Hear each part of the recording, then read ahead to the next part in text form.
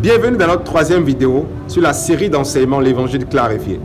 Dans la deuxième vidéo, nous avions abordé la question du péché. Nous avions conclu que le péché a entraîné une barrière, a entraîné la mort et après tout une séparation d'avec notre Dieu. Et dans cette vidéo, nous allons montrer que l'homme a cherché voies et moyens pour se réconcilier avec Dieu. Vous savez, depuis que l'homme a commencé par reconnaître sa chute, par se rendre compte qu'il est séparé de Dieu, il a commencé par chercher voies et moyens pour se réconcilier avec Dieu, pour démolir la barrière qui le sépare de Dieu.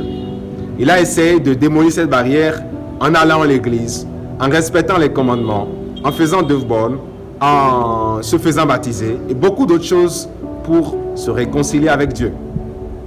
Mais la Bible nous apprend qu'aucune bonne œuvre de l'homme pécheur ne peut jamais démolir la barrière qui le sépare du Dieu saint. Isaïe 64, verset 5 a été clair sur ce sujet. Isaïe 64, verset 5 a dit: nous sommes tous comme des impurs, et toute notre justice est comme un vêtement sale devant Dieu, un vêtement souillé devant Dieu. Vous pouvez voir avec moi que tout ce que nous pouvons faire, de bonnes ou de mauvaises, tout ce que nous pouvons faire est déplorable devant Dieu. C'est comme quelqu'un qui vous sert une très bonne nourriture dans un plat sale, un très bon mets dans un plat sale. Vous allez rejeter la nourriture parce que vous considérez que le plat est sale. Dieu considère que nous sommes des pécheurs et il rejette toute bonne œuvre que nous faisons parce que le pécheur ne peut rien produire de pur devant Dieu.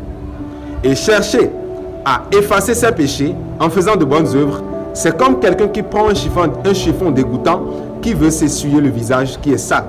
C'est dégoûtant et déplorable. Par ailleurs, lorsque nous allons dans Jacques 2, verset 10, la Bible déclare: si vous pratiquez tous les commandements et vous désobéissez à un seul commandement, vous êtes coupable des autres.